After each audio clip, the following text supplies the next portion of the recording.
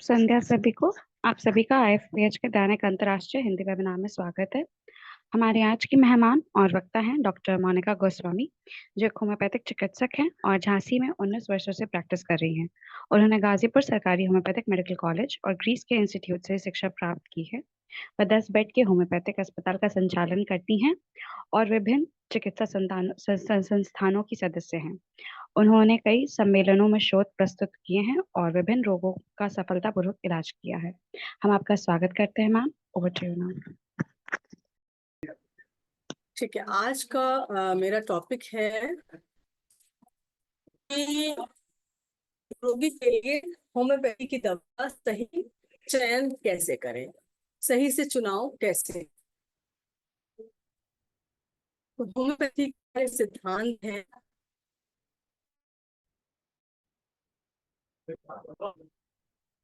आपने मेरा परिचय दे ही दिया है, तो मुझे अब अपने परिचय की तो जरूरत नहीं है, कि आवश्यकता है कि मैं परिचय दूं अपना।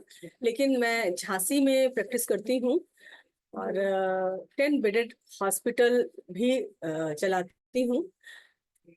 होम्योपैथी में जो हेनिमेनियल लॉ ऑफ होम्योपैथी है, मैं उसको फॉलो करती हूँ और प्रयास करती हूँ कि सही दवाई का चुनाव कर सकूं। तो होम्योपैथी में का सिद्धांत ही यही है, पेशेंट आपके पास आता ही क्यों है। पेशेंट आपके पास नहीं, पेशेंट आपके पास तभी आएगा जब वो अपनी बीमारियों से थक चुका होगा, परेशान हो चुका होगा और क्योर की तलाश में आपके पास आएगा।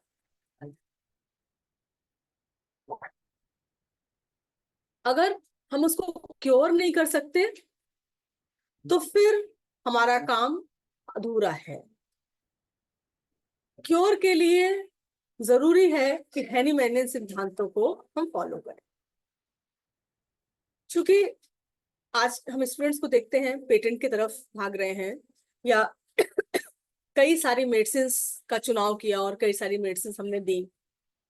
तो हर होम्योपैथ जानता है कि संभव ही नहीं है कि इससे हमारा केस क्योर हो सके, केस ठीक किया जा सके। गौरी गुप्ता, मुंबई फाइल लाए होने। तो कैसे क्योर होगा, कैसे है पॉसिबल क्योर। तो मैंने एक पीपीटी बनाया है। ये हम फुल स्क्रीन कैसे करेंगे।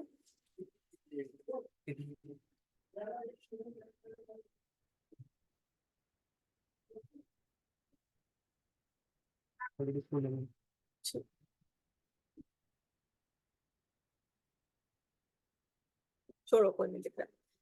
तो होम्योपैथी की सही दवाई का चुनाव करने के लिए हमसे वो गलतियां तो होती हैं, उन गलतियों को कम से कम कैसे करें, उसके लिए कुछ सिद्धांत है कि रिमूवल। होम्योपैथ क्या करता है, होम्योपैथ करता है कि removal of all sign and symptom, mental, emotional, physical plane. मतलब कि हमको सिर्फ फिजिकली ही ठीक नहीं करना है पेशेंट को आपको मेंटली और इमोशनली भी ठीक करना पड़ेगा, तभी वो क्योर माना जाएगा।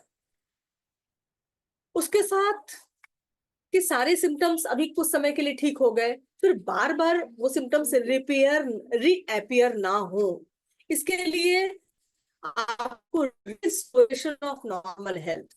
सिर्फ हमने कुछ समय के लिए वो सारे सिम्टम्स को रिमूव कर दिया, फिर थोड़े समय बाद फिर से सिम्टम्स वापस आ गए, तो ये भी क्योर नहीं है। होम्योपैथी इसको भी क्योर नहीं मानती। जब तक आप उसकी नॉर्मल हेल्थ को रिस्टोर ना करें, तब होम्योपैथी की जरूरत पड़ती है। तो जब पेशेंट हेल्दी होगा तो हैप्पी भी होगा, सुकून में भी होगा, अपनी बीमारी पे चिंतित भी नहीं होगा और फुल फ्रीडम में रहेगा। नेक्स्ट, तो इन सारे हम उसकी कठिन से कठिन बीमारी, या एक्यूट केस हो या क्रॉनिक केस हो, सभी केसेस में कैसे पॉसिबल है कि उसको नॉर्मल हेल्दी स्टेज में ले आए, सिर्फ फिजिकल कंप्लेन को ही खत्म ना करें, उसके मेंटल और इमोशनल प्लेन को भी सेटिस्फाइड करें, वो भी हम ठीक करें, और उसके साथ बार बार वो रिपेयर भी ना हो, बार बार वो रीअपियर भी ना हो, इसके लिए भी हमको ट्रीटमेंट करें, कि ताकि वो आगे की बार बार इस बीमारी से मुक्ति मिल जाए उसको। तो हमारे होम्योपैथी का सिर्फ एक ही सिद्धांत है, चाहे वो एक्यूट केस हो या वो क्रॉनिक केस हो, उन दोनों ही केसेस में एक ही चीज लागू होती है, इंडिविजुअलाइजेशन। एक्यूट केस में अलग सिम्टम्स होंगे, क्रॉनिक केसेस में अलग सिम्टम्स होंगे। एक्यूट केस में सिम्टम्स जल्दी जल्दी चेंज होते हैं, हो सकता है मेडिसिन भी चेंज हो जल्दी जल्दी, पर इतनी भी जल्दी चेंज नहीं होती है, अभी हमने ये दे 2 घंटे बाद वो दे दी, फिर अगले दिन वो दे दी, उससे भी हमारा केस डिस्ट्रॉय होता है और हम उसको ठीक नहीं कर पा रहे हैं। और क्रॉनिक केस में तो एक बहुत ही लंबा वेट एंड वॉच चाहिए, बड़ा ही पेशेंस चाहिए। इसलिए जो भी मेडिसिन का चुनाव किया है, कुछ तरीके होते हैं उसके, कुछ पैरामीटर्स होते हैं, अगर हम उन पैरामीटर्स को फॉलो करते हैं तो हम सही दिशा में पहुंच सकते हैं। तो कुछ पैरामीटर्स है, पहला पैरामीटर है इंडिविजुअलाइजेशन। उस इंडिविजुअलाइजेशन में अगर हमने किसी की केस टेकिंग की, किसी का केस लिया, तो 70% तो आप पेशेंट को ऐसे ही ठीक कर देते हैं अगर आपने वेल टेकन केस लिया है। जो ग्रेड 1, ग्रेड 2, ग्रेड 3 लेवल के केसेस होते हैं, वहां पर आप सिर्फ प्रॉपर अच्छी सी केस टेकिंग कर लीजिए, पेशेंट तो आधा वहीं ठीक हो जाता है बिना दवाई के ही। फिर उसके बाद ठीक से दवाई का चुनाव कर लिया, तो आपको किसी दूसरी दवा की जरूरत ही नहीं पड़ी है, वही एक दवाई ही क्योर कर देती है। 50% केसेस आपके पास जो आते हैं वो ऐसे ही होते हैं, बस सिर्फ सही दवाई की जरूरत और केस क्योर। दूसरा, एक होम्योपैथिक डॉक्टर को कैसा होना चाहिए? होम्योपैथिक डॉक्टर को हर क्षेत्र का नॉलेज होना चाहिए। हर क्षेत्र का नॉलेज का मतलब, उसको पेशेंट किस बिजनेस से आ रहा है, किस सोसाइटी में रहता है, उसका सोसाइटी का बैकग्राउंड क्या है, उसका लिविंग स्टैंडर्ड क्या है, उसकी मित्र मंडली कैसी है, उसके आसपास का एरिया कैसा है, उसका स्वभाव कैसा है, और इमोशनली स्पिरिचुअली वो व्यक्ति कैसा है, उसके साथ सारा रिकॉर्ड कीपिंग। पेशेंट सेंटिमेंटली कितना फैमिली से जुड़ा हुआ है, या सेंटिमेंट्स उसके कैसे हैं, या वो वे परिवार से डिटैच हो चुका है, उसके मेंटल और इमोशनल पेन। उसके साथ साथ हमें अच्छी मेडिकल का नॉलेज होगा, तभी हम उस मेडिसिन तक पहुंच पाएंगे। इसको हम नीचे कैसे करें? हाँ। अब सबसे बड़ा पार्ट, एक सही दवाई का चुनाव करना, केस टेकिंग ही होता है। हैनीमैन सर भी कहते हैं, हमारे केंट सर भी कहते हैं कि अगर आपने केस टेकिंग बहुत अच्छी ले ली तो 50% केस ऐसे ही ठीक हो जाएगा। जैसे मैंने आपको बताया कि आपकी प्रैक्टिस के 50 से 60% केस ऐसे होते हैं जो आपकी सही हिस्ट्री और एक सही दवाई का चुनाव, आपको दूसरी दवाई की तरफ शायद कभी जाना भी नहीं पड़ेगा। 50% केसेस तो ऐसे होते हैं जो एक सिंगल मेडिसिन का चुनाव करने के बाद आपको सेकेंड प्रिस्क्रिप्शन पर जाना ही नहीं पड़ता है और पेशेंट क्योर हो जाता है। तो यहाँ पर प्रेजेंट कंप्लेन क्या है? प्रेजेंट कंप्लेन, पेशेंट ने बोला कि मुझे चक्कर बहुत आ रहे हैं। और क्या कंप्लेन है? सीने में दर्द होता है, गर्दन में दर्द होता है, जैसे जैसे चक्कर बढ़ता है मेरा सीने का दर्द और गर्दन का दर्द बढ़ता ही चला जाता है, सर का दर्द बढ़ता ही चला जाता है। और क्या कंप्लेन होता है? उसने कहा जब चक्कर और ज्यादा बढ़ता है तो मेरा दिमाग बिल्कुल उड़ा हुआ सा लगता है, जैसे मैं पागल हो गई हूँ, जैसे मुझे समझ ही नहीं आता है कि क्या हो गया है मुझे। फिर और कोई कंप्लेन? एसिडिटी बहुत बनता है, बहुत हाइपर एसिडिटी का प्रॉब्लम है। और कोई कंप्लेन? सांस बहुत फूलता है मेरा। तो कहने का मतलब है कि पेशेंट ने एक कंप्लेन बोला, आप उसी कंप्लेन को कंप्लीट करने में मत लग जाइए, पहले उसकी पूरी बात सुनिए, उसकी जितनी भी कंप्लेंट्स हो उनको थोड़ा गैपिंग के साथ नोट करते जाइए और उसके बाद उसके फिर सिम्टम को कंप्लीट करिए। अब आगे चक्कर पे, तो चक्कर कब ज्यादा आता है? ऑल टाइम आता रहता है, पूरे टाइम से घूमते रहता है, घूमते रहता है, घूमते रहता है। यहाँ पे ऐसा लगता है सड़ा जा रहा है, इतना ज्यादा चक्कर आ रहा है। क्या कर, जब चक्कर आता है तो क्या मन करता है करने का आपका? चक्कर आता है तो मैं चुपचाप लेट जाती हूँ आंख बंद करके। तो अच्छा, लेटना ही जरूरी होता है या बैठने से भी आराम मिल जाता है आंख बंद करके? नहीं, बैठने से आराम नहीं मिलता। जब मैं लेटती हूँ आंख बंद करके, तभी आराम मिलता है। और आंख खोलने से क्या दिक्कत होती है? अजीब महसूस होता है। आंख बंद करती हूँ तो रिलैक्स हो जाता है, चुपचाप लेट के। उस समय लोग आपके घर में हो तो फिर उलझन सी होती है, बस चुपचाप जाकर के हम आंख बंद करके लेट जाते हैं और उस समय फिर कोई मुझे डिस्टर्ब नहीं करता, फिर मैं लेटे लेटे लेटे सो जाती हूँ। अच्छा, ये तो एमल्ट्रेशन हो गया। तो चक्कर सबसे ज्यादा कब आते हैं? जब चलना स्टार्ट करते हैं तो चक्कर ज्यादा बढ़ जाते हैं। घर में चलते रहते हैं तो कोई ऐसी प्रॉब्लम नहीं होती, लेकिन जब कहीं बाहर चले जाते हैं तो बहुत प्रॉब्लम होता है। फिर भीड़ भाड़ हो या लोग हो तो भी बड़ी अजीब सी घबराहट होती है। तो ये पेशेंट्स के कुछ कंप्लीट सिम्टम्स होते हैं। Location, sensation, modality, concomitant. पर हमेशा हर चीज नहीं मिलेगी, लेकिन जो पेशेंट बोलता जा रहा है उसको उसी की भाषा में वैसे ही as it is write down करते जाइए। उसमें आपको समझना पड़ेगा कि क्या कॉमन है, क्या अनकॉमन है, क्या पिक्यूलियर है। और इसको बोलते हैं इवोल्यूशन ऑफ डाटा। हमारे लिए प्रेजेंट कंप्लेन को पूरा सुनना, उसके बाद उसके कंप्लीट सिम्टम्स को लेना, और फिर उन प्रेजेंट कंप्लेन को प्रॉपर वे में समझना कि क्या कॉमन है, उसके लिए क्या अनकॉमन है। वॉकिंग तो एक बड़ा कॉमन फीचर है। हाँ, आंख बंद करके लेट जाना भी अनकॉमन है, पर बैठने से आंख बंद से आराम में लेट जाती हूँ तो मुझे थोड़ा सा रिलैक्स। आंख बंद करना एक अनकॉमन फीचर है। आंख बंद करने से उसको थोड़ा सा रिलैक्स मिलता है। जब इन्वेस्टिगेशन हुआ, अब हम इन्वेस्टिगेशन की बात बाद करेंगे। आंख में, गर्दन में दर्द है तो समझना पड़ेगा क्या ये सर्वाइकल का है चक्कर। एक बार कान भी बड़ा भारी होता है, कान में भी दर्द होने लगता है, उसका इन्वेस्टिगेशन करना पड़ेगा कि ये चक्कर कहीं कान से तो नहीं आ रहा है, कि चक्कर के तो बहुत कारण होते हैं। तो इन्वेस्टिगेशन बताएगा कि कान से है या गर्दन से है, या ये भी कारण नहीं है, कुछ और ही कारण है।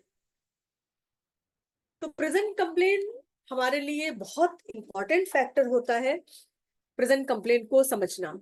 जैसे सर में दर्द है, धूप से सर में दर्द बढ़ जाता है। सर में दर्द हमेशा सिर्फ बाएं साइड ही होता है।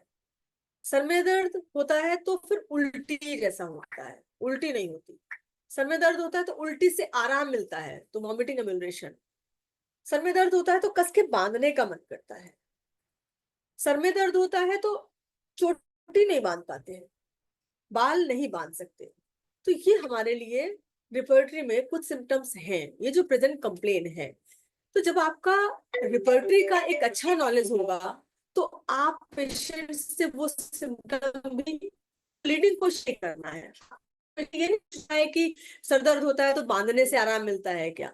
आपको ये पूछना है कि सर दर्द होता है तो क्या करने से आपको आराम मिलता है। पेशेंट कई बार हमारे इस सवाल को नहीं समझ पाता है, तो हमको कुछ क्लू देने पड़ते हैं कि अच्छा, लेटने से, बांधने से, बाल धोने से, मालिश करने से, दबाने से। तो पेशेंट बताता है हम कस के चुन्नी बांध लेते हैं, या कस के हम दबाते हैं, या शोरगुल नहीं होना चाहिए, शांति होनी चाहिए, या अंधेरा होना चाहिए, या आवाजें नहीं होनी चाहिए, टीवी भी बंद होना चाहिए। तो ये जब हम मटेरिया मेडिका को ठीक से पढ़ते हैं या रिपर्टरी को ठीक से पढ़ते हैं तो हमारे दिमाग में सवाल भी आते हैं, और उस सवाल को हम समझ भी पाते हैं कि किस और तरीके के सवाल हमको पूछना चाहिए। तो मटेरिया मेडिका का भी नॉलेज आपको होना चाहिए और रिपर्टरी का भी एक नॉलेज होना चाहिए, जो आपको सही सवाल की तरफ लेके जाता है। हम रिपर्टरी को याद तो नहीं कर सकते, पर रिपर्टरी में सिम्टम्स कैसे ढूंढना है हम इस चीज को समझ सकते हैं। तो पेशेंट ने क्या बोला और रिपर्टरी में वो कहाँ मिलेगा, ये हमें समझ में आना चाहिए, और हम कौन सी रिपर्टरी यूज करते हैं इस पर भी डिपेंड करता है।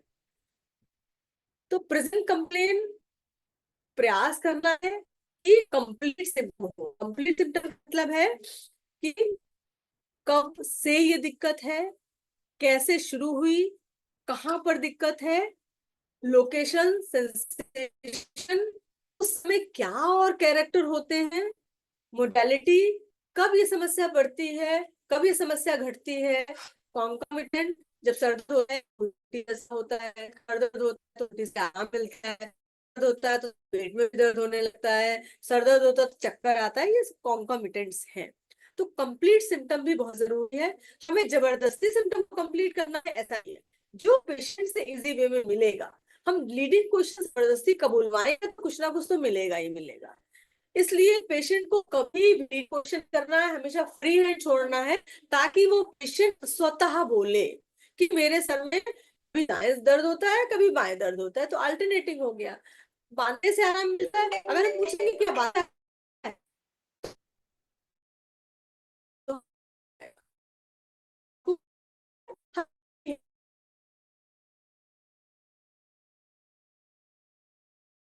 ना होगा कि जिसके कई सारे आंसर हो सके। ठीक है, उसके बाद हम आते हैं पास हिस्ट्री में। पास हिस्ट्री हमारे लिए सबसे इंपॉर्टेंट है किसी भी पेशेंट को क्योर करने के लिए इन क्रोनिक केसेस।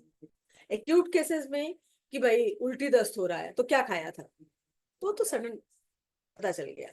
लेकिन पास हिस्ट्री, जैसे जब से हेड इंजरी हुई है उसके बाद से हम बेहोश होने लगे हैं, तो हेड इंजरी उसका एलिमेंट फैक्टर होगा, या उसके लीवर में बहुत प्रॉब्लम है, वो लीवर के पैरामीटर्स बढ़े हुए हैं, शुगर बढ़ती जा रही है, अल्कोहल की हिस्ट्री तो नहीं है, ये आपको उसकी हैबिट्स, ये तो हैबिट्स में आ गया, फिजिकल जर्नल लेंगे तो हैबिट्स में आ गया। पास हिस्ट्री, पास हिस्ट्री में कि जब से फीवर हुआ है, हमको फीवर आया, पेशेंट आया लोअर लिम्ब पैरालिसिस। कैसे हुआ पैरालिसिस? सबसे पहले मेरे कमर में दर्द आया, और कमर में दर्द आया, हमने दर्द की गोली खाई, बस उसके अगले दिन से हम उठ ही नहीं पाए। तो कमर में दर्द कैसे आया, कब आया? उसके दो चार दिन पहले बुखार आया था, तो बुखार आया, बुखार के बाद से कमर में दर्द हुआ, और उसके बाद हमें लोअर लिम्ब पैरालिसिस। तो वहां पर कॉजेशन, हमारे दो सिम्टम पड़े हैं, एक पड़ा है कन्वलेसेंस जनरल में आफ्टर, एक पड़ा है फीवर आफ्टर। तो जब से बुखार आया है तब से हम बीमार हैं, एक ये सिम्टम है। और जब से वो बुखार सप्रेस हुआ है, बुखार आया उसके बाद से मेरे पैरों में पैरालिसिस हो गया लोअर लिम्ब। ऐसा बड़ा कॉमन केसेस है, कई केसेस हैं। एक पेशेंट आया कि हमको स्किन में रिंग वॉर्म था, और रिंग वॉर्म का हमने इंजेक्शन लगवाया, और इंजेक्शन लगवाया, वो रिंग वॉर्म तो ठीक हो गया, लेकिन हमारी पूरी बॉडी ने काम करना बंद कर दिया। गुलेन-बेरी सिंड्रोम, मेरे पास एक केस आया था गुलेन-बेरी सिंड्रोम का, जिसमें सिर्फ गर्दन का मूवमेंट था, पूरी होल बॉडी पैरालाइज थी, कोई मूवमेंट नहीं था बॉडी में। कॉजेशन सिर्फ था एब्यूज ऑफ एलोपैथिक ट्रीटमेंट, वो एक सिम्टम प्रोमिनेंटली गया था, कॉज था उसका। तो पास्ट हिस्ट्री को जानना बहुत ही ज्यादा जरूरी है। कई बार हेड इंजरी, कई बार फीवर आफ्टर, जब से टाइफाइड हुआ है तब से हमको ये सब दिक्कतें रहने लगी हैं, कन्वल्सेंस, फीवर आफ्टर। तो ये आपकी बीमारी आई कहाँ से, कॉज जुड़ा हुआ है, कॉज फैक्टर है आपकी पास्ट हिस्ट्री में। जब आप, इसलिए पास्ट हिस्ट्री का बहुत ही ज्यादा इंपॉर्टेंस है कि आप बहुत केयरफुली, आपको पास्ट हिस्ट्री समझना पड़ेगा, और उसको बहुत ही अच्छे ढंग से समझना पड़ेगा उसके ये बीमारी आई क्यों, ये बीमारी शुरू कैसे हुई, इस बीमारी के पहले ऐसा क्या हुआ था जो ये बीमारी हुई। बिना पास्ट हिस्ट्री के आप उस पेशेंट को कवर नहीं कर सकते, इसलिए पास्ट हिस्ट्री को हल्के में नहीं लिया जा सकता। फिर हम आते हैं फैमिली हिस्ट्री पे। फैमिली हिस्ट्री मियाज्मेटिक ट्रीटमेंट के लिए बहुत ही इंपॉर्टेंट रोल अदा करती है। जैसे कि कोई पेशेंट मेंटली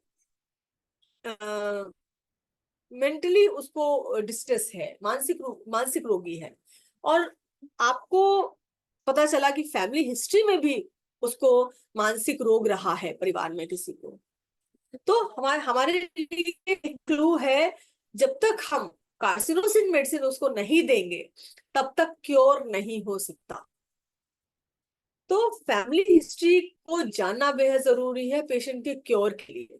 जब फैमिली हिस्ट्री का मतलब है मियाज्मेटिक डायग्नोसिस, आपको उसके मियाज्म को, जब तक फैमिली हिस्ट्री के उसके रूट कॉज को हम खत्म नहीं करेंगे, पेशेंट क्योर नहीं हो सकता। बार बार रिलैप्स होगा।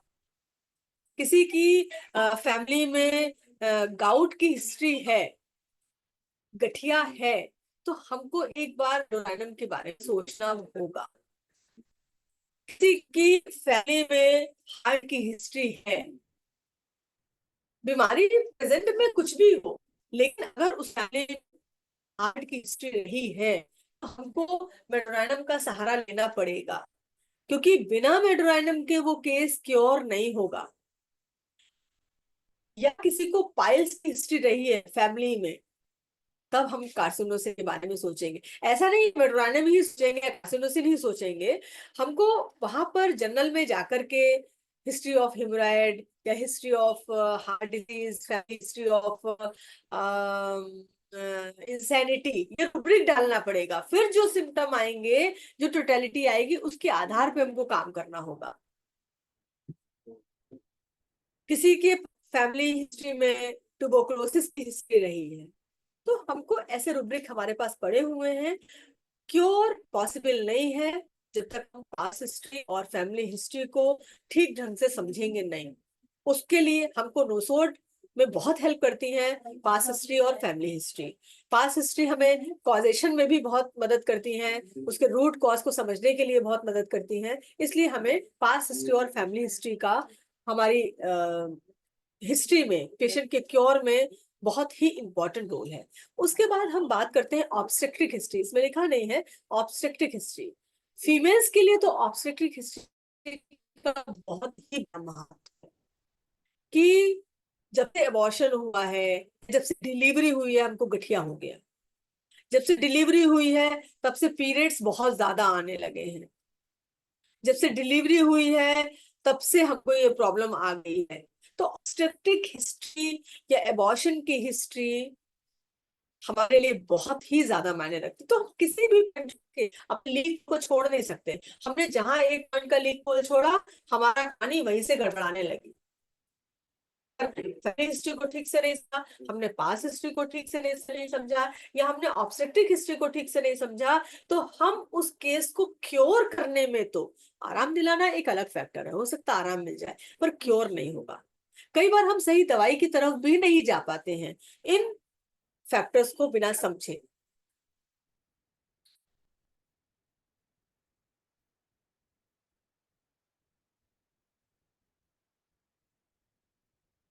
जब हमारी हिस्ट्री कंप्लीट हो जाती है, अभी मेंटल, हम लोगों ने फिजिकल जर्नल भी बहुत इंपॉर्टेंट है। कई बार मैंने अपने तजुर्बे से देखा है कि अगर हम पेशेंट को देखते हैं उसकी टंग, और टंग उसकी इंडेंटेड है, तो जितने भी इंडेंटेड टंग वाले लोग होते हैं वो इंट्रोवर्टेड होते हैं और बहुत सोचते हैं, उनके थॉट्स बहुत होते हैं। ये एक्सपीरियंस है, मैंने पढ़ा भी है ये। तो मुझे ऐसा एक्सपीरियंस हुआ है कि जो इंडेंटेड टंग वाले होते हैं वो एक मेंटल क्लू भी देते हैं कि बहुत ही ज्यादा उनके थॉट्स इंट्रोवर्टेड है। वो अपनी बातों को अंदर अंदर रखते हैं, अपनी बातों को जल्दी किसी से कह नहीं पाते हैं। तो ऐसा नहीं है कि इंडेंटेड टंग मिला तो आपने मान लिया कि वही होगा, पर हाँ, उस तरीके के सवाल आप पूछ सकते हैं कि आप अपने मन की बात किसी को बताते हैं या नहीं। हम इस तरीके से आपके मेंटल्स तक पहुंच सकते हैं। जैसे हम पूछते हैं पेशेंट से खान पान में क्या पसंद है, पेशेंट बोलता है कि फ्रूट्स और सैलेड बहुत पसंद है, ऑयली पसंद है मुझे, ज्यादा तेल मसाला मुझे पसंद नहीं है।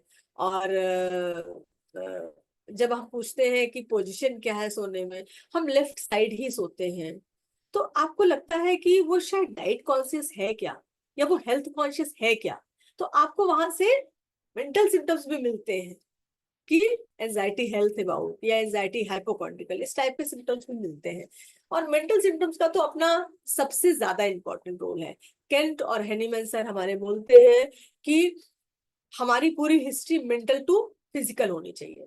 फिजिकल में भी अगर कोई ऐसा पिक्यूलर सिम्टम मिल जाए, वो मेंटल से भी हैवी हो जाता है। वहां पर ग्रेडिंग, जो इवोल्यूशन ऑफ सिम्टम हम देखते हैं, अगर हमने पूरी अच्छी हिस्ट्री ले ली और केस को ठीक से इवेल्युएट नहीं किया, जो सिम्टम मिलता गया वो सब डालते गए रिपोर्टरी में, तो सही दवाई सामने आ ही नहीं पाएगी। इसलिए पेशेंट सिम्टम्स 10-12 सिम्टम्स हम रिपोर्टरी में डाल दें, ये ज्यादा जरूरी नहीं है। हम उन सिम्टम्स में पूरी हिस्ट्री लेने के बाद बिना किसी इंटरप्शन के present complain, past complain, physical complain, physical journal, family history, mental, सब कुछ लेने के बाद प्लस इन्वेस्टिगेशंस, क्या इन्वेस्टिगेशंस हैं उसके, वो सब कुछ के बाद, तो अब हम बात करते हैं कंप्लीट हिस्ट्री। कंप्लीट हिस्ट्री में प्रेजेंट कंप्लेंट का अपना बहुत महत्वपूर्ण वैल्यू है, जिसकी वजह से हम केस को क्योर कर पाते हैं। पास्ट हिस्ट्री और फैमिली हिस्ट्री आपके डायग्नोसिस के लिए, आपके मियाज्मेटिक ट्रीटमेंट के लिए बेहद इंपॉर्टेंट है।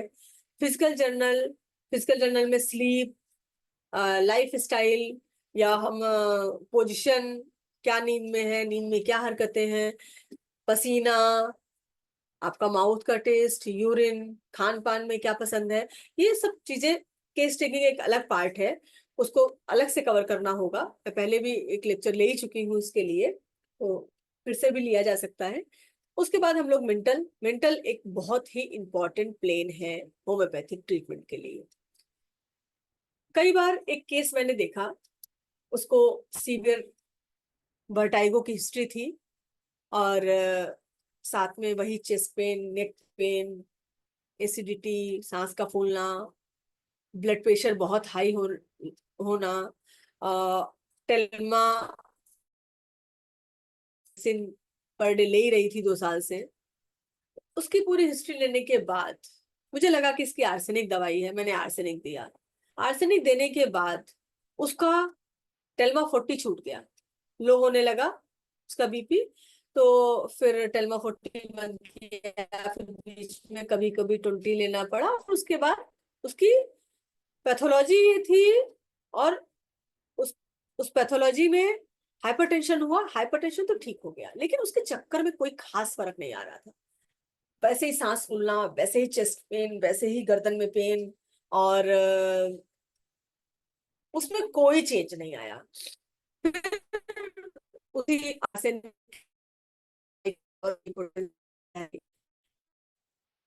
कुछ चेंज नहीं आया, कभी चक्कर आता था, कभी थोड़ा, लेकिन कोई चेंज नहीं आया। इससे करके 2-2.5 महीने हो गया।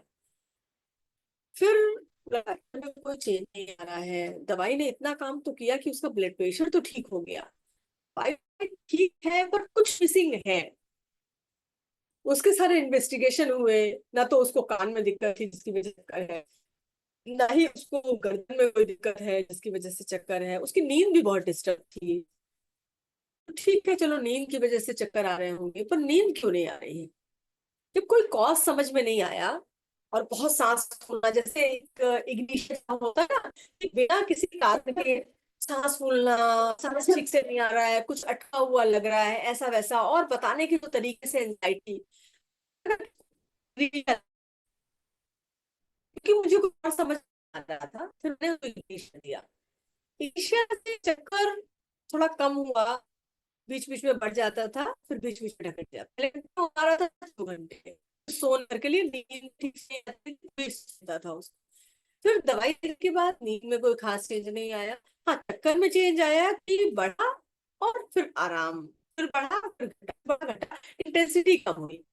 ऐसा हफ्ता 10 दिन का आराम मिला, फिर उसके बाद चक्कर बढ़ा। उसको डीटी कर दिया, हम लोग ट्रांसमिशन करते हैं, तो दवाई को डीटी कर दिया, मुंबई पेशेंट है, 2-3 दिन वेट कर लिया, कोई आराम नहीं मिला।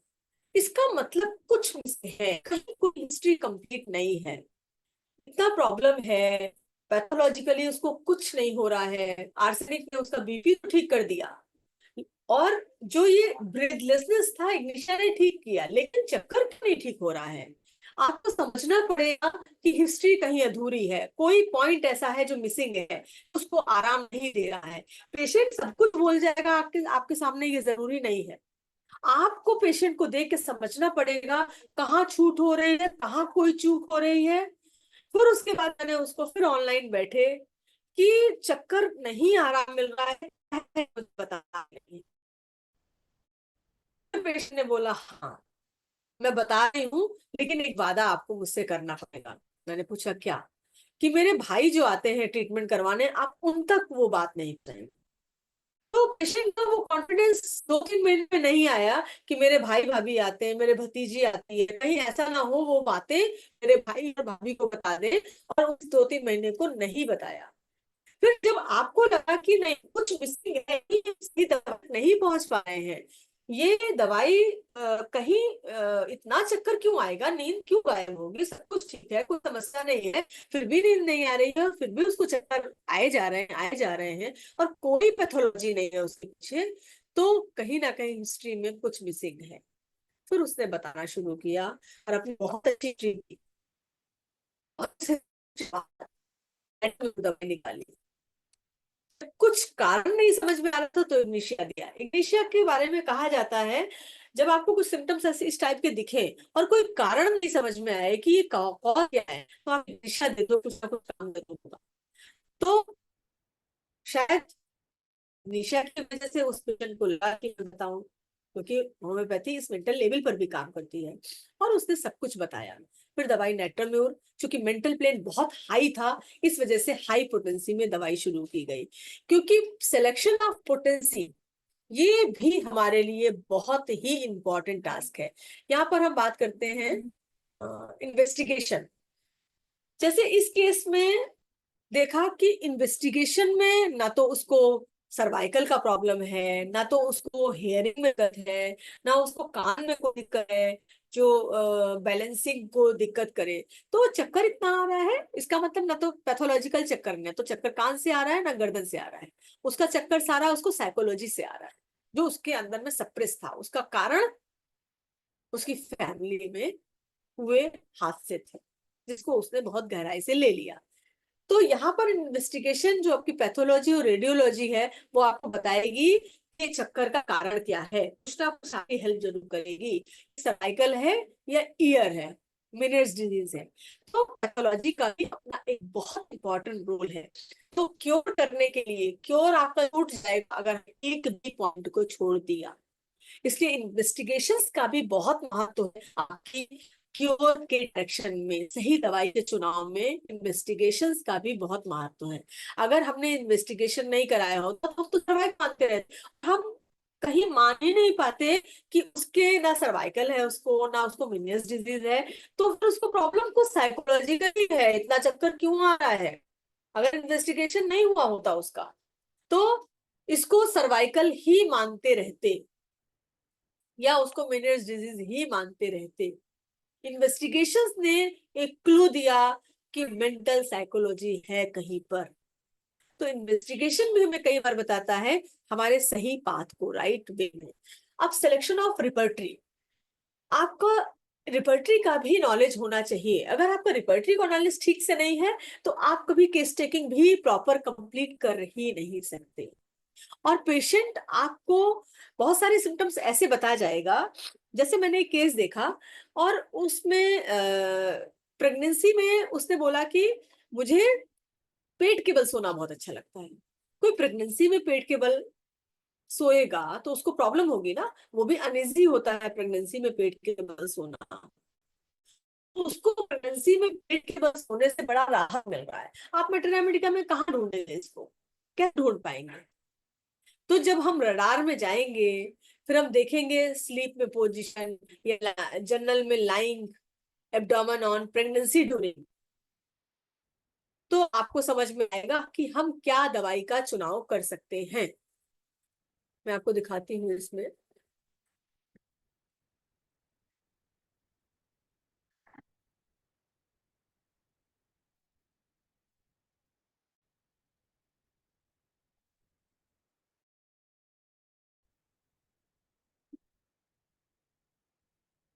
प्रेगनेंसी ड्यूरिंग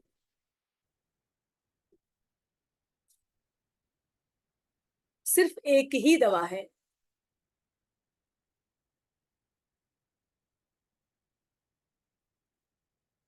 और वो दवा है पोडोफाइलम।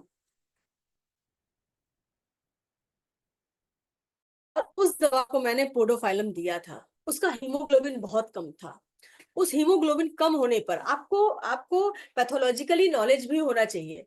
पैथोलॉजिकल नॉलेज बता रहा है कि उस पेशेंट का हीमोग्लोबिन बहुत कम था। कैसे पता चला हीमोग्लोबिन बहुत कम था? क्योंकि उसके पुडेंडल स्वेलिंग बहुत आ गई थी। पैरों में स्वेलिंग थी लेकिन पुडेंडल स्वेलिंग भी थी। पैरों में स्वेलिंग कम थी लेकिन उसके वल्वा और यूवुला में बहुत ज्यादा पुडेंडल स्वेलिंग थी, जो इंडिकेट कर रहा था कि हीमोग्लोबिन बहुत कम है। हीमोग्लोबिन प्रेगनेंसी में इतना कम कैसे हुआ? जब पूरा हिस्ट्री लिया गया उसका, पता चला उसको सुना कॉमन सिम्टम, और कोई सोचा अकेले पोडोफाइलम दे दिया, उसका हीमोग्लोबिन बढ़ गया, स्वेलिंग खत्म हो गया। 5th मंथ से लेकर 9 मंथ तक पोडोफाइलम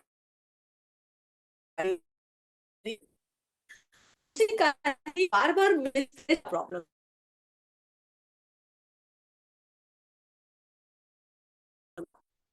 जब हमारे पास पेशेंट आया, डॉक्टर ने बोल दिया उसका सेकेंड प्रेगनेंसी था, डॉक्टर ने बोल दिया कि कोई डेवलपमेंट है, अबॉर्ट कर दिया। पेशेंट, मैं उस समय गाजीपुर में थी, मेडिकल कॉलेज में पढ़ाई कर रही थी उस टाइम पर। फिर हम लोग रिपोर्टरी देखते देखते गए कि स्टिफनेस उसकी बॉडी में बहुत आ रही थी। हिस्ट्री लेते लेते लेते उसकी कुछ सिम्टम मिला, इस वजह से हमने उसको रस्टॉक्स दिया।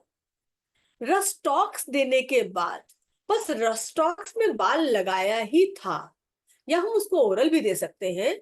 जो डॉक्टर ने बोला था उसका एबॉर्शन कराओ, हमने उसको बोला कि वो तो मेरे पास एबॉर्ट कराने नहीं आई थी, वो बोली थी ये प्रेगनेंसी मेरी बचा लो, हमको अब दूसरा एबॉर्शन नहीं कराना है, ये मेरी प्रेगनेंसी सही होनी चाहिए। क्योंकि बच्चा डेवलप ही नहीं हुआ था तो मैं ये कैसे कह सकती कि ये प्रेगनेंसी आपकी रन अप हो जाएगी। तो मैंने उसको समझाया कि मेरा प्रयास है, लेकिन चूंकि बच्चा डेवलप नहीं है और इसको अगर डेवलप हो गया तो तुम्हारे लिए भी बड़ा हानिकारक होगा, पर हम प्रयास करते हैं कि आपकी प्रेगनेंसी कुछ ठीक ठाक हो जाए, लेकिन हो सकता है अबॉर्शन भी हो सकता है आपका, तो इसलिए मेंटली प्रिपेयर रहिएगा। शाम को ट्रांसमिशन का स्टॉक, सुबह मेरे पास 5 बजे फोन आया कि हैवी ब्लीडिंग स्टार्ट हो गई। फिर चूंकि हम स्टूडेंट थे, उसके रूम पर गए और मिलने गए करीबन 8-9 बजे के आसपास। उसने बताया पेशेंट इस बात के लिए बहुत खुश था कि मुझे अबॉर्शन नहीं कराना पड़ा। कितना तकलीफ होता है अबॉर्शन कराने में, और इतना इजिली ब्लीडिंग हो गया, इतना इजिली वो मांस का टुकड़ा निकल गया, और इतना प्रोफ्यूज ब्लीडिंग हो गया 5 बजे से लेकर 9 बजे तक, और 9 बजे बाद ब्लीडिंग कम, शाम तक ब्लीडिंग बंद। इस रस्टॉक्स एक सिंगल मेडिसिन, सिर्फ टोटलिटी ऑफ सिम्टम, उसी को उस समय के लिए इंडिविजुअलाइजेशन बोला। ये मैंने आपको एक्यूट केस बताया, ये 2 मैंने मेडिसिन बताई, 2 एक्यूट ही केस थे, और बात वही है एक्यूट में भी और बात वही क्रॉनिक में। आप क्रॉनिक में भी टोटलिटी ऑफ सिम्टम लेते हैं, वहां आपको समय मिलता है, और एक्यूट में सिम्टम्स इतने पिक्यूलियर होते हैं वहां आपको समय नहीं होता है, लेकिन बहुत गहराई से आपको रिपर्टरी और मेटेरिया मेडिका को अध्ययन करना पड़ता है, और आपको अनकॉमन पिक्यूलियर सिम्टम दिखाई देने लगते हैं। आप किसी रास्ते पर जा रहे हैं, जिस चीज का नॉलेज है आपको, सिर्फ वही चीजें आपको दिखाई देंगी रास्ते में, बाकी वो चीज नहीं दिखाई देगी जिसकी आपको नॉलेज नहीं होगी। तो इसलिए हमको रिपर्टरी को पलटते रहना चाहिए। मैं वैसे रडार ओपस यूज करती हूँ कंप्यूटराइज पर, कंप्यूटर पे तो शॉर्टकट है। मुझे लगता है कि जब तक हाथ में किताब नहीं होती है, उसको हम पलटते नहीं रहेंगे, तब तक हम रिपर्टरी के ठीक से नॉलेज को ले भी नहीं पाएंगे, हमारा नॉलेज गहरा होगा नहीं। इसलिए हमें रोज थोड़ा 1-2 पन्ना रिपर्टरी के पलटते रहने चाहिए, और जब पेशेंट इस तरीके के पिक्यूलियर सिम्टम दे तो हमें उनको रिपर्टरी में ढूंढना चाहिए, थोड़ा प्रयास करना चाहिए, हम अप्रोप्रिएट उस समय तक पहुंच पाए। तो जो रिपर्टरी आप यूज करते हैं उसको ठीक से यूज करना आना चाहिए। हम लोग मर्फी रिपर्टरी भी यूज करते हैं जब हाई पैथोलॉजी होती है, पर रडार अपने आप में कंप्लीट है, वो पैथोलॉजी में भी बहुत अच्छा काम करती है। तो बहुत सारी रिपर्टरी यूज करके कंफ्यूज होने से अच्छा है कि आप रडार यूज करो, सिंगल रिपर्टरी को यूज करो, कोई कंफ्यूजन की जरूरत नहीं है। और अगर आपको मेटेरिया का ठीक से नॉलेज होगा तो कंपैरेटिव मेटेरिया का नॉलेज होना बहुत जरूरी है। जैसे मैंने इग्निशिया दिया, कई बार इग्निशिया, चूंकि इसके पीछे एक मेंटल हिस्ट्री थी, इग्निशिया देने के बाद शायद उसने मेंटल बताया, या आराम नहीं मिल रहा था इसलिए उसने मेंटल बताया अपना, लेकिन कई बार ऐसा होता है हिस्टेरिकल है पेशेंट और हमें कोई सिम्टम नहीं मिल रहा। इग्निशिया भी अपना बहुत अच्छा काम करती है। कई बार हमको मेटेरिया मेडिका का नॉलेज सिर्फ किताब से पढ़ के बहुत सारे मेटेरिया मेडिका का नॉलेज नहीं आ पाता। हमको डिस्कशन जरूर करना चाहिए उस मेटेरिया मेडिका के नॉलेज के लिए, कि अगर हम मेनोपॉज चल रहा है और उस मेनोपॉज में मैंने हिस्ट्री ली, दवाई आ रही है कैलकेरिया, सीपिया, कई बार पल्सेटिला भी। कैलकेरिया और सीपिया तो बहुत ही प्रोमिनेंट मेडिसिन हैं मेनोपॉज के लिए, दोनों उठा के दे देंगे नहीं चलेगा। लेकिन कैलकेरिया है, सीपिया है, बहुत सिंपल सा तरीका होता है इवेल्युएट करने के लिए। अगर सेक्सुअल फीमेल को सेक्स अटेम्प्ट करते समय कोई पेनफुल है या उसको तकलीफ हो रही है सेक्सुअल पैटर्न में, या उसका मन बिल्कुल करता है या उसको गुस्सा आता है, तो हम सीपिया के बारे में सोच सकते हैं। या ड्राइनेस है तो हम सीपिया के बारे में कैलकेरिया से पहले सोच सकते हैं। तो ये कुछ क्लू होते हैं, मेडिसिन के की नोट्स होते हैं जो मेडिसिन को कंफर्म करते हैं। क्योंकि रोएगी तो ही पल्सिटिला ही दे देंगे ऐसा नहीं है, हमेशा रोने वाला व्यक्ति पल्सिटिला ही होगा ऐसा नहीं है। तो कई बार हमको कंपैरेटिव मेटेरिया मेडिका की स्टडी होना बहुत ही ज्यादा जरूरी है।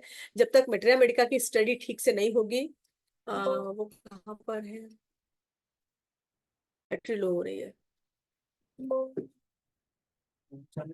इसलिए मेटेरिया मेडिका का नॉलेज होना भी हमारे लिए बहुत जरूरी है।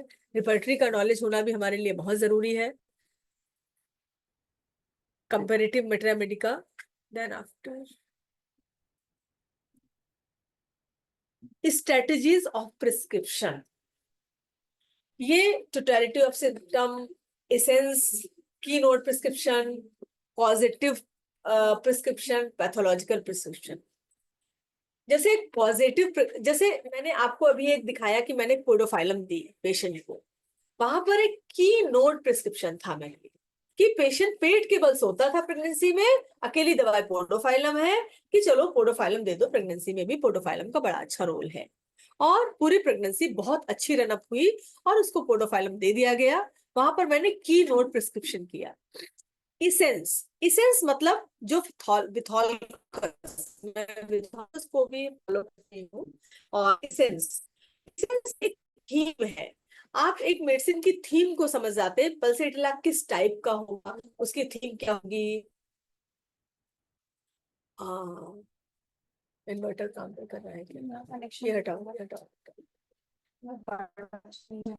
पल्सेटिला की थीम क्या होगी, या फिर सीपिया की थीम क्या होगी, या फिर कैलकेरिया की थीम क्या होगी। कई बार हमको प्रेजेंट कंप्लेंट बहुत अच्छा नहीं मिलता है, या हमको पूरी हिस्ट्री बहुत प्रॉपर नहीं मिल रही है, पर एक कहानी सी मिल गई, एक हमको कहानी सी मिल गई, जिसकी वजह से हम समझ सकते हैं कि वो पेशेंट पल्सेटिला जैसा लग रहा है, या वो पेशेंट नाइट्रोम्यूर जैसा लग रहा है, या वो पेशेंट स्टेफ सिग्रिया जैसा लग रहा है, या वो बेलाडोना जैसा लग रहा है। मैंने अपनी प्रैक्टिस में कन्वर्जन के केस में, मैंने कन्वर्जन के केस में बहुत बार देखा है कि जो पेशेंट हंस रहे हैं, लाफिंग को लेकर के मैंने मेडिसिन दी है।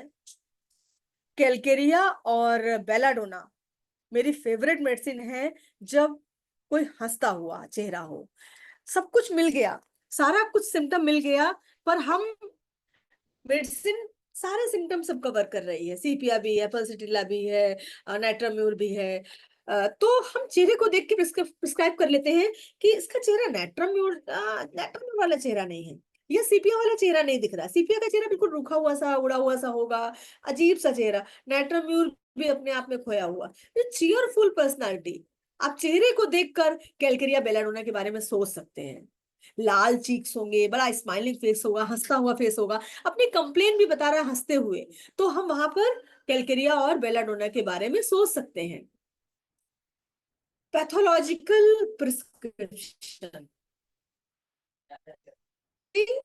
जहां पर पैथोलॉजी बड़ी प्रोमिनेंट है, वहां पर हम पैथोलॉजी के आधार पर प्रिस्क्रिप्शन कर सकते हैं। तो ये स्ट्रेटेजी हमारी टोटलिटी ऑफ सिम्टम का मतलब है, हमने present complain, physical journal, past history, family history, mental symptoms, सबको कैलकुलेटिव वे में लेकर के एक इंडिविजुअलाइजेशन तो सारे हैं, ये सारे पैटर्न इंडिविजुअलाइजेशन है, लेकिन हमें कई बार टोटलिटी ऑफ सिम्टम बहुत अच्छा मिल जाता है और हम सही दवाई की तरफ पहुंच जाते हैं। मेडिसिन का चुनाव करके उसको दवाई दे दी जाती है। कई बार हमको प्रेजेंट कंप्लेन उतना ठीक से नहीं मिलता, हमको कहानी पूरी नहीं समझ में आती, हम कहानी के आधार पे ही दवाई का प्रिस्क्रिप्शन कर देते हैं, वो थीम के आधार पे हम दवाई का प्रिस्क्रिप्शन कर देते हैं। की नोट भी कई बार, की नोट जैसे एक पोडोफाइलम मैंने आपको केस बताया, उसके आधार पे भी कॉजेटिव फैक्टर, कॉजेटिव उसके लोअर लिम्ब पैरालिसिस हुआ फीवर के बाद, कॉजेटिव फैक्टर गुलिन-विली सिंड्रोम बन गया उसके एलोपैथिक सप्रेशन के बाद, आफ्टर इंजेक्शन हमने इसको इरप्शन सप्रेस किए, तो वहां पर एक तो एलोपैथिक अब्यूज हो गया और दूसरा इरप्शन सप्रेस्ड। ये दो हमारे कॉजेटिव फैक्टर हो गए और पैथोलॉजी के आधार पर भी हम अपने केस को प्रिस्क्राइब कर सकते हैं। मियाज्मेटिक सिलेक्शन, वैसे तो मियाज मियाज मियाज बचपन में जब से हम लोग कॉलेज में घुसते हैं सिर्फ एक मियाज शब्द पे चर्चा होती रहती है और वो स्टूडेंट्स को ये मियाज बहुत कंफ्यूज करता है। तो ठीक है, जब हमने टोटलिटी ऑफ सिम्टम ले ही लिया है तो हमने कहीं ना कहीं मियाज्म को कवर कर ही लिया है। जो भी आपकी राइट रेमेडी होगी, हेरिंग्स लॉ ऑफ क्योर और केंट ऑब्जर्वेशंस को फॉलो कर रही है, वो आपके मियाज्म को भी कवर करती जाएगी।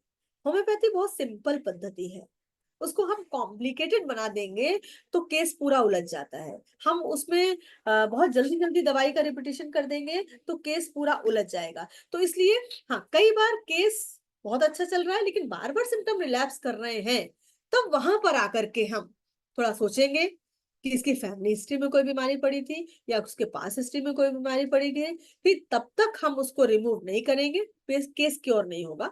वो भी एक मियाज्मेटिक प्रिस्क्रिप्शन है। नेक्स्ट मैं बात करती हूँ सिलेक्शन ऑफ रूब्रिक्स।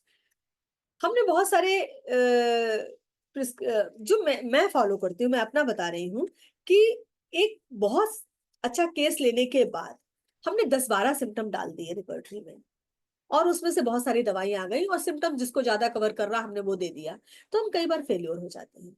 मुझे लगता है कि कम से कम 4 सिम्टम होने चाहिए और ज्यादा से ज्यादा 6 या 7 सिम्टम होने चाहिए, इससे बहुत ज्यादा सिम्टम्स नहीं होने चाहिए। कई बार 2 या 3 सिम्टम्स पर भी बहुत अच्छी दवाई सिलेक्ट होती है और मुझे लगता है कम से कम सिम्टम्स रहेंगे तो आपका केस ज्यादा अच्छा सॉल्व होता है। बहुत सारा सिम्टम भर लेने से आपका मेडिसिन कंफ्यूज हो जाते हैं, आपकी सही राइट रेमेडी का चुनाव नहीं हो पाता है। इसलिए evolution of symptoms, evolution of rubrics का भी बहुत ही इंपॉर्टेंट रोल है हमारे क्योर में। नेक्स्ट बात करते हैं पोटेंसीज, 200, 30, 1M, 10M। चूंकि मैं 50 मिलीसिमल पोटेंसी यूज करती हूँ तो इसलिए मुझे कोई कंफ्यूजन नहीं होता। सिलेक्शन ऑफ पोटेंसी एक बहुत बड़ा फैक्टर है एक डॉक्टर की सक्सेस के लिए। पोटेंसी का सिलेक्शन सही नहीं होता है तो केस क्योर भी ठीक से नहीं होता है। जब आप 50 मिलीसिमल पोटेंसीज का इस्तेमाल करेंगे तो वो कंफ्यूजन हमेशा के लिए खत्म हो जाता है। जब कोई हाईली मेंटल केस होता है तब इस केस को हम लोग 0/9 से उठाते हैं। जहां पर फिजिकल और मेंटल भी प्रोमिनेंसी ज्यादा होती है तो हम कई बार केस को 0/3 से उठाते हैं, नहीं तो इन जनरल हम 0/1 पोटेंसी से सारे केसेस को शुरू करते हैं। 0/3 और 0/9, 0/6 हम तब चुनाव करते हैं जब मेंटल प्रोमिनेंसी बहुत ज्यादा होती है। नेक्स्ट,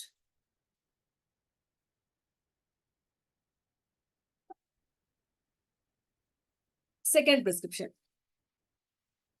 सेकेंड प्रिस्क्रिप्शन की जरूरत तब पड़ती है जब हमारी या तो पहली मेडिसिन ने काम नहीं किया, या पहली मेडिसिन ने सप्रेशन किया, या पहली मेडिसिन का काम खत्म हो गया, तब सेकेंड प्रिस्क्रिप्शन की जरूरत पड़ती है।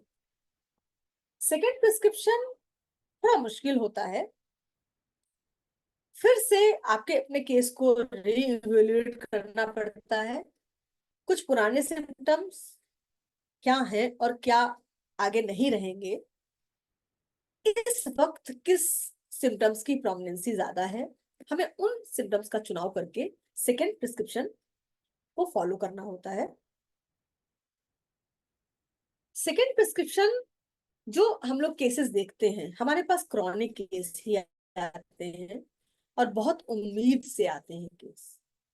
और हमारी फील्ड इतनी वास्ट है, हम ऑटो इम्यून डिसऑर्डर तक को खत्म कर सकते हैं, क्योर कर सकते हैं। तो किसी भी जटिल क्रिटिकल पेशेंट की लाइफ को बहुत ही सिंपल बना सकते हैं कॉन्स्टिट्यूशनल मेडिसिन का चुनाव करके, इंडिविजुअलाइज करके। कई बार वो मेडिसिन का चुनाव गलत होता है, तो केंट साहब और हेरिंग्स साहब हमको बताते हैं, दोनों साहब हमको बताते हैं कि आप राइट में हैं, रॉन्ग में हैं। जब हम लॉस को फॉलो करते हैं तो हमें पता चलता है कि पैलिएट हो रहा है केस, या केस सप्रेस हो रहा है, या केस क्योर हो रहा है। ये ऑब्जर्वेशन हमारे लिए बहुत इंपॉर्टेंट होते हैं। 50% केस तो आपके एक ही दवा के चुनाव से ठीक हो जाते हैं। जहां पर केस ऑटो इम्यून डिसऑर्डर के होते हैं, वहां पर 2 या 3 मेडिसिन या 4 मेडिसिन का चुनाव करना पड़ता है। तो जिसमें कॉन्स्टिट्यूशनल मेडिसिन उस टाइम के लिए, कभी कभी सिम्टम्स बहुत एक्यूट होते हैं तो उसकी एक्यूट मेडिसिन, और एक नोसोड, ये 3 तो आपको चाहिए होते हैं। जब जिसकी प्रोमिनेंसी ज्यादा होती है वही मेडिसिन उस टाइम दी जाती है। मेरा एक केस था जो एंकोलाइजिंग स्पॉन्डिलाइटिस का। एंकोलाइजिंग स्पॉन्डिलाइटिस एक ऑटो इम्यून डिसऑर्डर है, HLA-B27 पॉजिटिव। वो एक इनक्योरेबल केस है और आपकी इम्यूनिटी को सप्रेस करके केस होता है। तो उस केस में सबसे पहले दवाई का चुनाव किया गया कैलकेरिया। काफी लंबे समय तक कैलकेरिया चलती रही। फिर बीच बीच में बेलाडोना का चुनाव किया गया फीवर आते वक्त। उसके बाद जैसे ही वो फेज खत्म हुआ फीवर का, फिर वापस कैलकेरिया आया। और जब बार बार सिम्टम रिपीट होने लगे, तो कार्सिनोसिन और ट्यूबरकुलिनम दोनों ही मेडिसिन का चुनाव किया गया सिचुएशन के अकॉर्डिंग। और उस केस को ठीक करने में 4 साल लगे, 2012 से 2016 तक। क्योंकि वो हमारी फैमिली का केस है और हमारे पुराने पेशेंट जो होते हैं सोरियासिस से लेकर के कोलाइजिंग तक, एक बार ठीक होने के बाद आपके टच में जीवन भर रहते हैं। उनकी फैमिली आपके टच में रहती है, तो इसलिए आपके सारे क्योर केस पता चलते रहते हैं कि उनकी क्या सिचुएशन होगी। एक केस मेरे पास आया सोरियासिस का, आर्सेनिक, कैलकेरिया, सीपिया, फिर सल्फर, ऐसी दवाइयों का चुनाव किया गया और सोरियासिस क्योर हो गया। 3 साल लगे उस सोरियासिस को क्योर करने में। उस 3 साल में हम जल्दी जल्दी दवाइयों का चुनाव करेंगे तो हम अपना नुकसान करेंगे, अपने मरीज का नुकसान करेंगे। तो हमको बहुत ठहराव के साथ दवाई का चुनाव करना होता है। और सबसे ज्यादा मुख्य होता है सही दवाई है, सिर्फ पेशेंट को समझाना। क्योंकि 6-8 महीने तो कुछ होता ही नहीं, जो मैंने देखा है अपनी प्रैक्टिस में। सोरियासिस और एंकोलाइजिंग स्पॉन्डिलाइटिस जैसे केस में थोड़ा चेंजेस आता है जो इतना वैल्यूएबल नहीं होता है। 6-8 महीने के बाद पेशेंट एक्सेप्ट करता है कि हाँ थोड़ा चेंज है। फिर उसके बाद केस बहुत आसानी से ठीक होता चला जाता है। क्योंकि मात्र 4 मिनट बचे हैं, इसलिए मैं अपनी वाणी को विराम देते हुए आप सबका धन्यवाद देती हूँ कि आपने मुझे मौका दिया इस प्लेटफॉर्म पे। और अपने गुरु को प्रणाम करती हूँ कि वो ऐसे ही मुझे मौका देते रहें और हम अपने आप को और इम्प्रूव करते रहें और आप लोगों से सीखते भी रहें कुछ। बहुत बहुत धन्यवाद। सानी सर को मेरा प्रणाम और धन्यवाद। आप सभी। धन्यवाद डॉक्टर मोनिका जी। आपका आप पीपीटी को हटा लीजिए मोनिका जी। जी मोनिका जी पीपीटी को हटा लीजिए। पीपीटी हटा दें जी सर। हाँ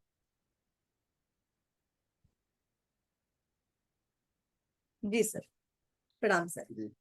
तो बड़ा अच्छा आपने कहा है, पूरा केस को सबको बताया। मैं बहुत लेट ज्वाइन किया हूँ। आज हम लोग बिहार राज्य स्टेट लेवल HMAI का मीटिंग है, कॉन्फ्रेंस चल रहा है 2 दिन का। तो हम लोग बेगूसराय में हैं और यहाँ पर हम लोग आपका बहुत लेट करके मैं सुना हूँ। लेकिन सेकेंड प्रिस्क्रिप्शंस के विषय में जो आप बोल रही थी, उसके विषय में मुझे कहना है कि आपने कहा कि मुश्किल है। मुश्किल की बात नहीं होती है। बात क्या होता है कि आप सेकंड प्रिस्क्रिप्शन से एनालिसिस करने का समय होता है, अवसर होता है कि आपने कहाँ गलती किया, है ना? आपने कहाँ गलती किया। तो आप जैसे सेकंड प्रिस्क्रिप्शन के लिए भी नया टोटलिटी बनाना पड़ता है। पहले का टोटलिटी है, उसके बाद में नया टोटलिटी बनाना पड़ता है, और नया टोटलिटी में देखना पड़ता है कि कौन सा लक्षण जो है, जो कि चेंज हो गया, चेंज है या रिप्लेस करना है, और उसके आधार पर हम लोगों को करना है। इसलिए बहुत मुश्किल नहीं है। हाँ, सेकंड प्रिस्क्रिप्शन के समय में एक चीज को देखना होता है, बहुत सारा। आप जो केंट्स का 12 ऑब्जर्वेशंस को फॉलो कीजिए, हेरिंग्स लॉ को फॉलो कीजिए, तो आपको ये बहुत ही आसान सा नजर आएगा। जैसे बहुत ही बहुत ही सफल है, और इसे जॉर्ज विथल कॉस ने प्रिस्क्रिप्शन के विषय में काफी अच्छा प्रेजेंटेशन दिया है। मैं भी आपको यहाँ पर मैं कहने का मतलब क्या है कि सेकंड प्रिस्क्रिप्शन को हम एक चुनौती मानना चाहिए, है ना, एक चैलेंज मानना चाहिए कि क्यों जी मेरे कहाँ मेरे से चूक हुआ।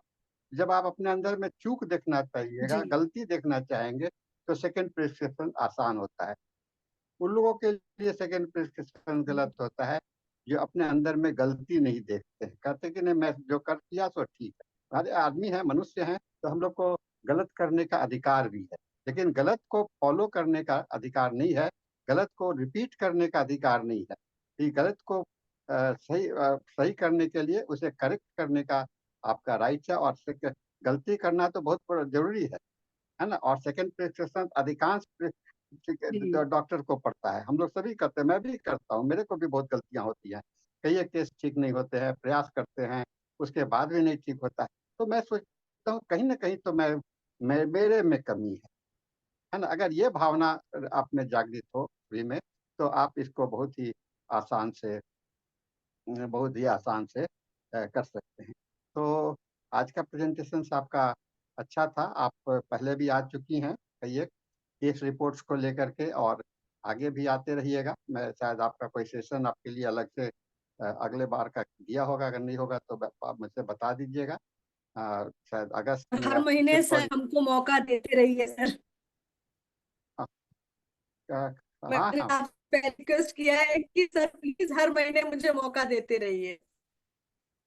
हाँ, बिल्कुल बिल्कुल बिल्कुल। मैं तो आपको मैं सभी को, न्यू बिगनर्स को सभी को कहता हूँ, ये होता रहता है, ठीक है ना।